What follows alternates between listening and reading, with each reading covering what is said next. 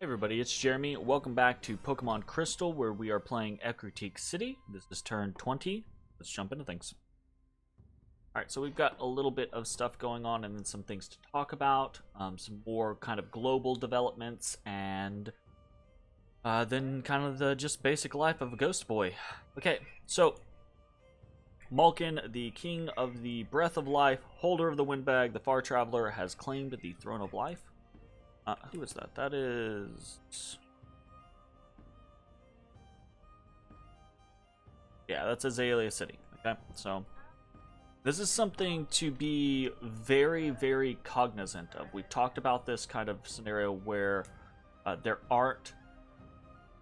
compared to the game last time, right, with the Pokemon game, this is a much more reasonable number of thrones. You only need 5 thrones. And the thrones are very clustered on the map. So, gotta watch out for Azalea City. We've got a proclamation from Mahogany for a new prophet. We have some battles. Let's go and watch these. And note, these are Cyanwood attacking us. So, the player is back. They said they stalled 3 turns. I don't know how you... Well, you know, whatever, it happens, right? I don't know how you just oopsie doodle stale 3 turns in a row. But whatever. So we've got CERN, where we moved our forces, our ghosty boys, in preparation for that barbarian attack, right? So this is our unit of mostly haunters up against a fair number of Ruby White Belts, some Hitmonchans, and some Hitmonlees. Okay. So the Hitmonlees do come in, and they get pretty close to our leader, and they get swarmed and killed. The other big deal is to watch the Hitmonchans. So you'll see where the Hitmonchans are, holes do open up, because while their basic attacks do not do... Well, I guess it doesn't matter. You know what? I honestly do not know that this matters. I keep saying that it matters, but I don't know that it does, right? These, like the Fire Punch, for example, this is on an extra effect on hit, but they still have to hit, and these hits aren't magic. So I think actually the Hitmonchans aren't really any more dangerous, except for the fact that they have 4 attacks. Right? That's what makes them dangerous, is 4 attacks just means extra chances to potentially hit. So, the Hitmonchans are the most dangerous of the group, but probably not for the reason that I've been saying in the past, because I'm a dum-dum. But still, we rout this army relatively easily. We lose a little bit. We lose 5 Haunters, which is unfortunate. We lose Ghastly, which is unfortunate. This group is slowly but surely getting whittled down. But it's doing work. It's been doing a lot of work throughout this war. We kill a whole bunch of his units. Good shit. Next, we have a battle in the Greenwoods where he is attacked with, interestingly, a whole bunch of Aerodactyls. Okay, so these guys are kind of the talk of the town right now. They're very, very scary. They've got super good hit points. They've got super good stats, very good protection. A whole host of buffs, right? Being resistant to many things, being sacred, having a bunch of attacks, having this hyper beam attack, which is pretty cool, right? They've got a couple of things not great for them, though. First is they're size 4, right? So you're only getting 1 per square. Second is that they have this iron vulnerability, okay? Which is hard to exploit as far as Pokemon go, but there are a couple. And then the other thing is these susceptibilities to shock and susceptibilities to cold. Okay, shock being the easier one to deal with comparatively, right? Or the easiest one to take advantage of, right? There are better shock evocations than there are cold evocations. Okay. And then, kind of to top things off, it's that none of these attacks inherently are, again, magical. So, like Hyper Beam, you would think it is magical, And it does, in fact, actually have a magic resistance negates component. However, it's not a magic attack. This is, however, just up against a very small amount of province defense. So what actually happens is the Aerodactyls come forward and they start spraying their hyper beams, which looks really cool. But what really happens is we take some hits from that. But what really happens is this Hitmonlee jumps down and immediately starts to kick the living shit out of the commanders in this battle, and then the battle's done. So once again, the Hitmonlee proving to be the more effective force compared to everything else. So this is an interesting little thing. We've got some Aerodactyls to deal with, but I'm not sure that it matters. We'll see. We've got some unexpected events. The huge barbarian horde. We'll see that here in just a second. We've got 7 white doves in Larian swamps, reducing unrest. Cool. And we've got a local sect flourishing in the silver swamps. So we lose some dominion, gain some swamp, lose some resources. Fortunate. We have a worldwide event where the Throne of Life makes people younger. Cool. And then we have this barbarian attack in CERN. Barbarians. Those aren't barbarians. I mean, they kind of are. The Machops might as well be barbarians, right? Radicates definitely might as well be barbarians. What are you attacking my chair for, Odie boy?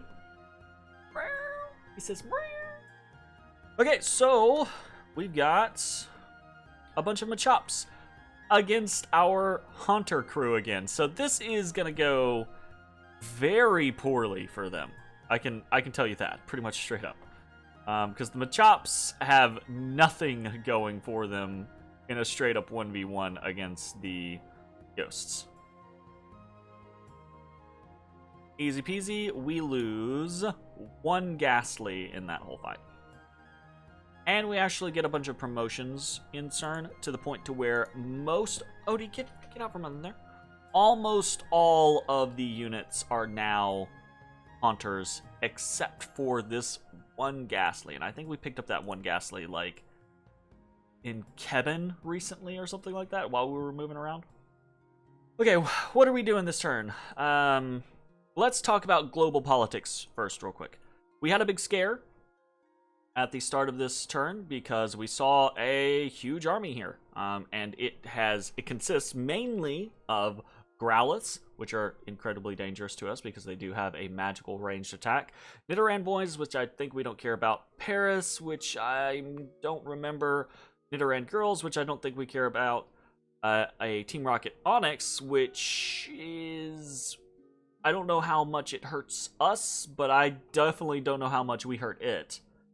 And then Yanmas. So Growliths and Yanmas are potentially nightmarish. So that's bad. But I reached out to Viridian City to kind of, especially since, we wanted to build a fort here, right?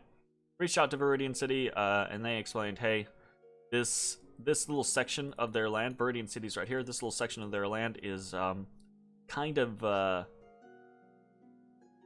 undefended, basically.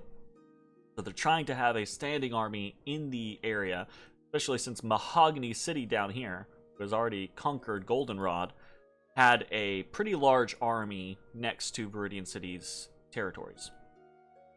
And we have established a NAP 3 since. So now I have a NAP 3 with Viridian City and a NAP 3 with Azalea City. The only, Vermilion City is AI, so they're going to do what they want to do. The only person that I border, aside from Cyanwood, that I do not have a NAP with is Olivine. So, this suits us, right? Early initial war that we're winning, then hopefully peace, so that we can address certain... Get out from under my desk. Yeah, what are you doing? So hopefully we can address some of our issues like research and infrastructure and things like that, right?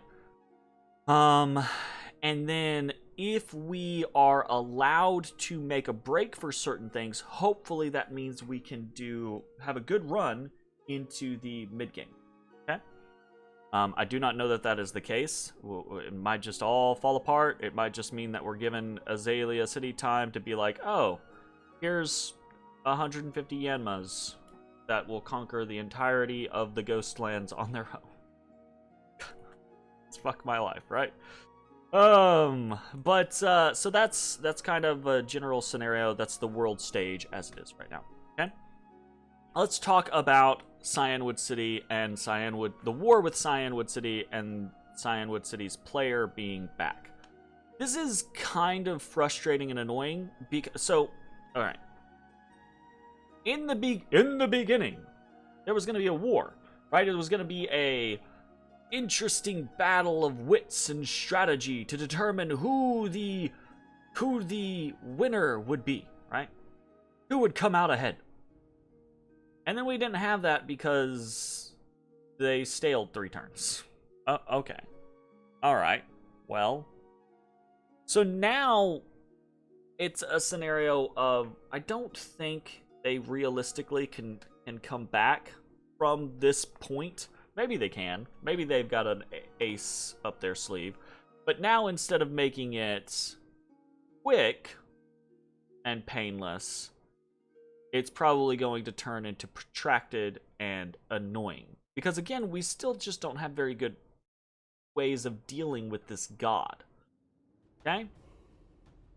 And the fucking sieging of Cyanwood City is going to take 30,000 years. Right?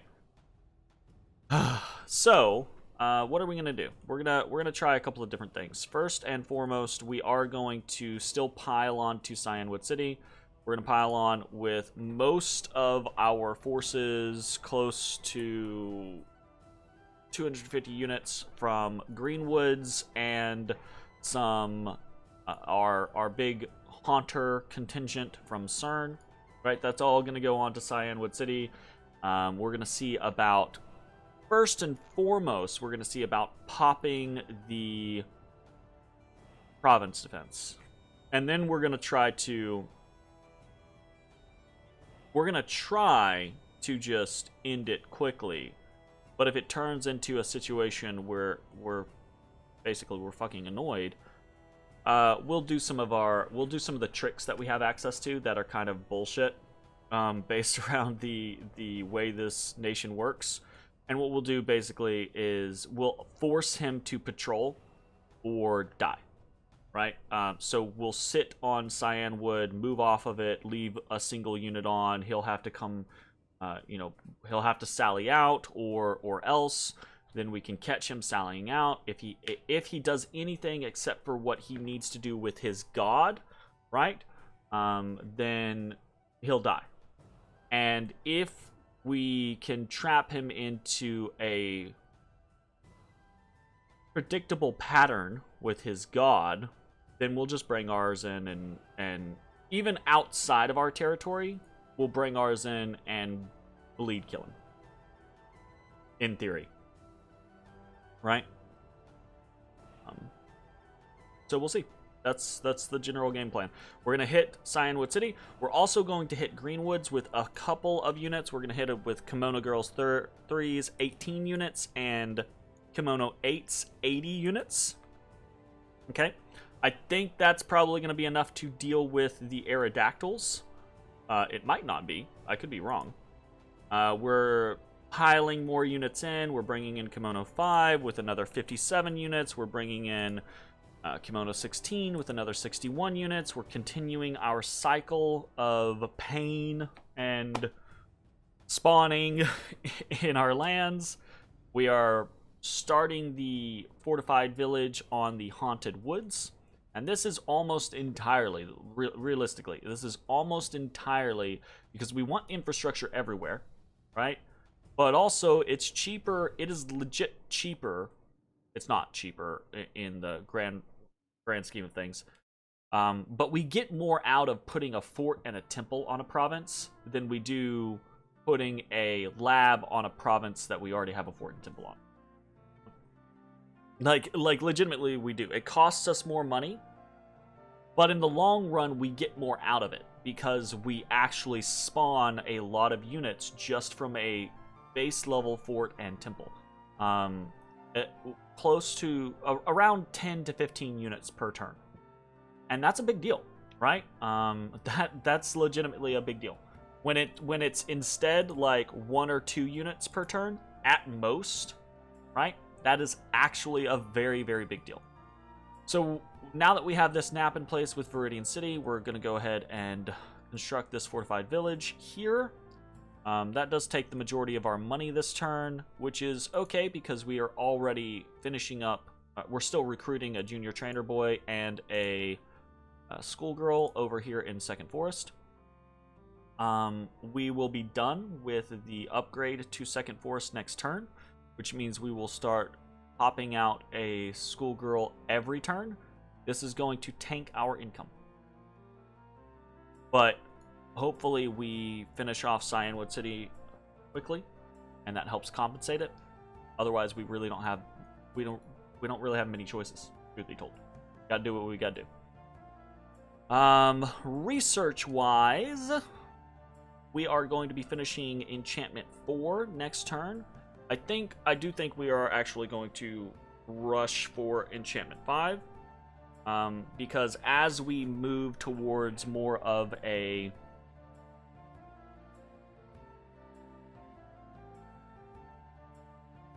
mage-oriented focus, right? Getting researchers, etc. Enchantment 5, and basically the concept of a Horde of Skeletons communion is still one of the best things that we can put on the table defensively. Okay? So, that being said, our research is still pretty abysmal. Do I want to... It's that concept of, would it be more efficient? It'd be greedier. It'd definitely be greedier to after Enchantment 3, or after Enchantment 4, go for Construction 4. And then use Construction 4 to make Skull Mentors to boost us up to Enchantment 5. It wouldn't be faster. We would get to Enchantment 5 afterwards. I think we need to stick with Enchantment 5 for now. But part of the reason why is because if this whole thing with Cyanwood City goes south, Enchantment 5 could help. So we'll see. I say Enchantment 5 could help, but so could Thaumaturgy 5, realistically. Getting Soul Slay be a good option for us against this Snorlax. But our research should start going up soon. So I think we're just going to aim for that. We're going to see how it goes. And that's pretty much it. This is kind of a quick turn, I guess, but it's mostly business as usual, excepting that Cyanwood City is back, and we might have to start dealing with their god. But they might have also seen the turn and just been like, okay, well, I guess whatever, like, game done. But maybe they'll come in swinging. We'll see. All right, anyways, that is going to be it. I will see you all next time. Bye, everybody.